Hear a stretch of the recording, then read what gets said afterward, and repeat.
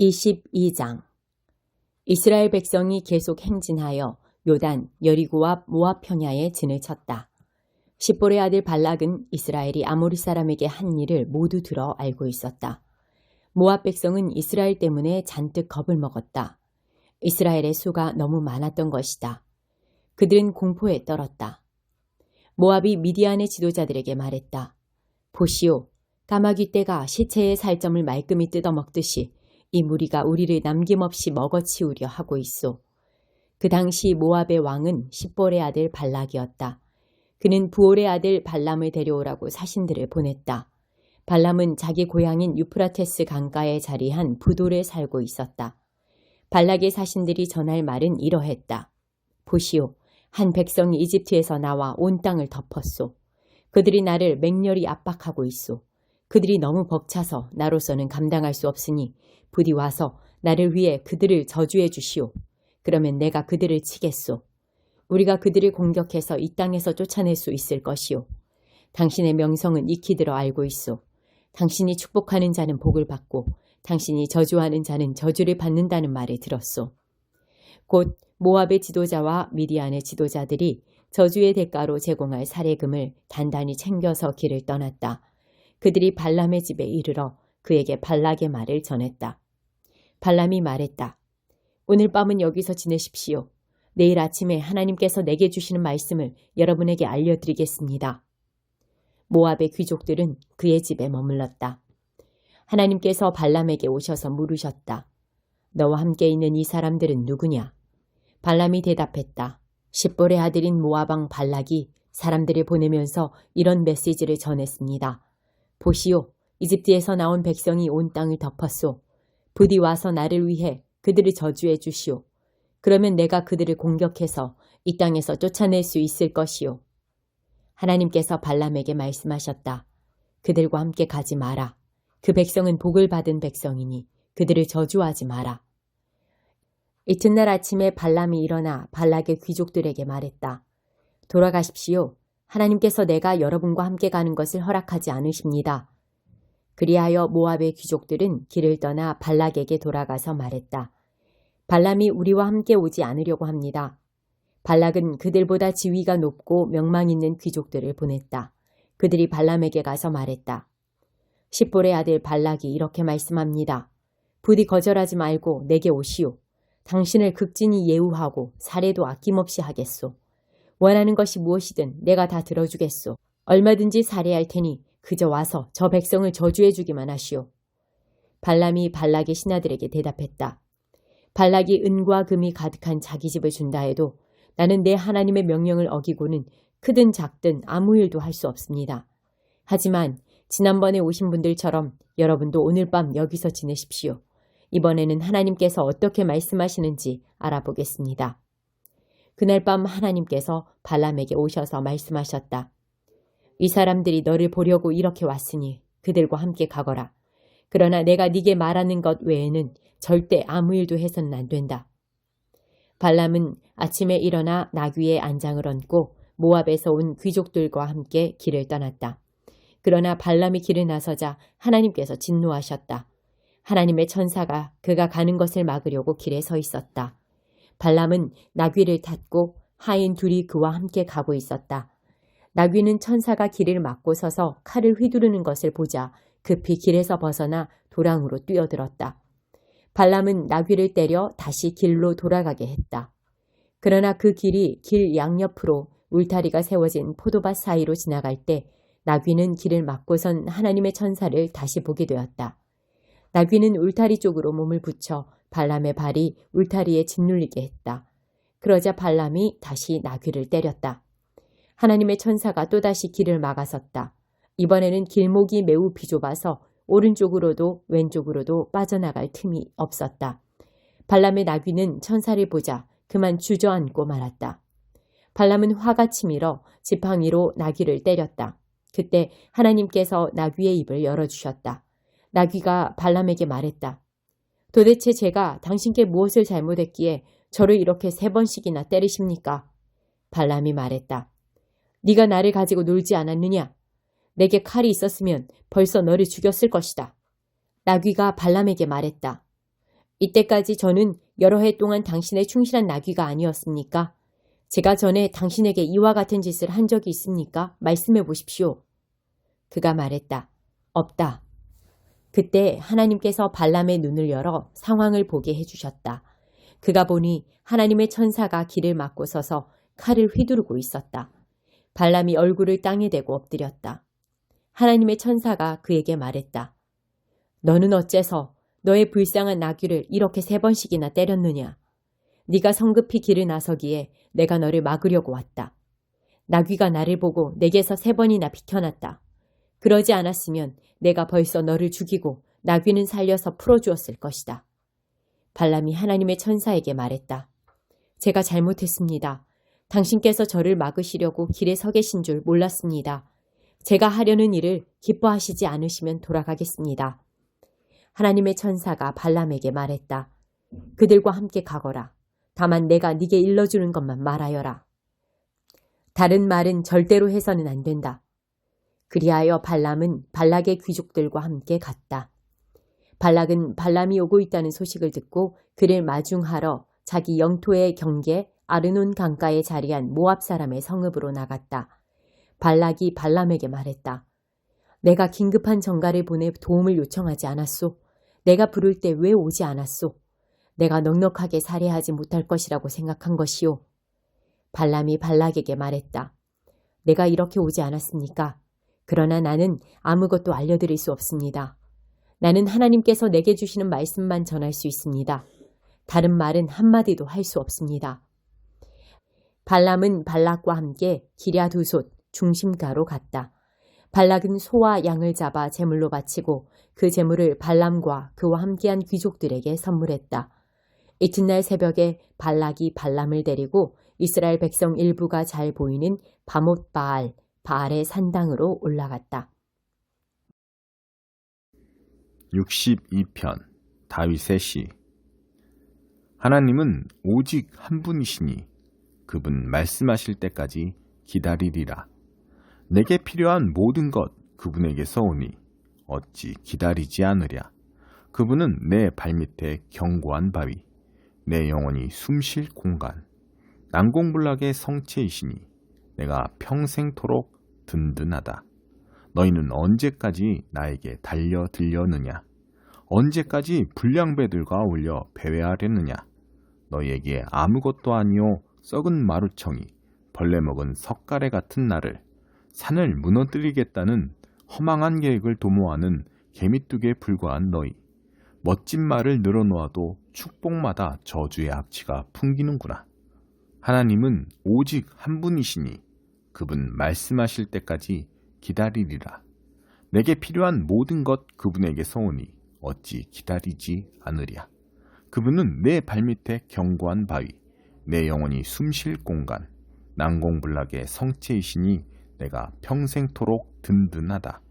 나의 도움과 영광 하나님 안에 있으니 하나님은 굳센 바위, 안전한 항구. 백성들아, 온전히 그분을 신뢰하여라.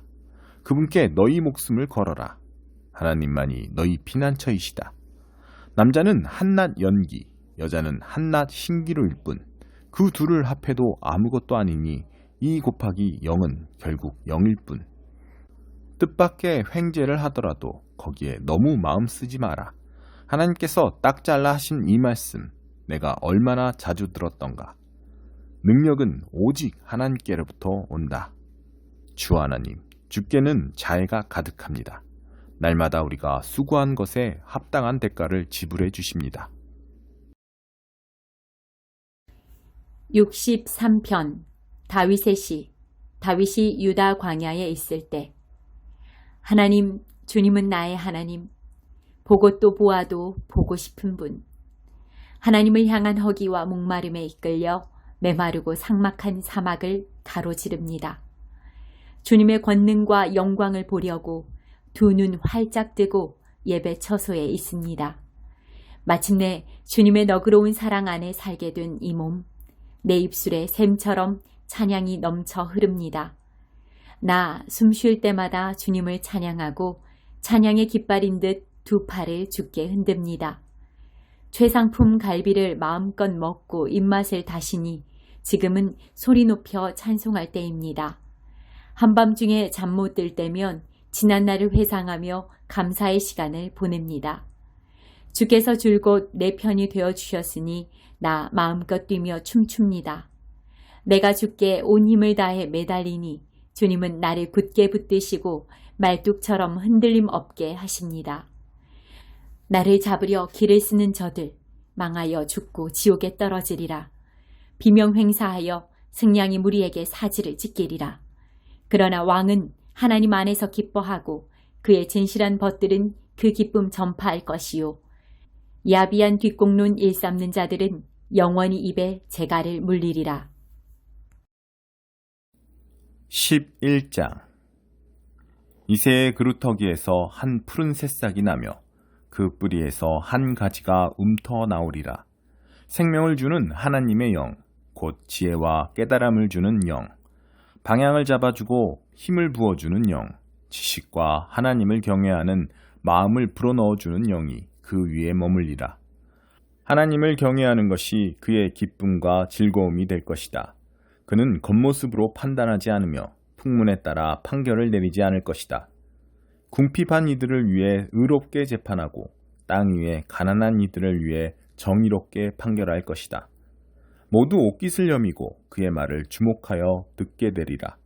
그의 입에서 나오는 숨만으로도 악한 자들이 거꾸러질 것이다. 매일 아침 그는 튼튼한 작업복과 신발을 갖추고 나와 이 땅에 의와 신실함을 세우는 일을 할 것이다. 이리와 어린 양이 함께 뛰놀며 표범과 새끼 염소가 같이 잘 것이다.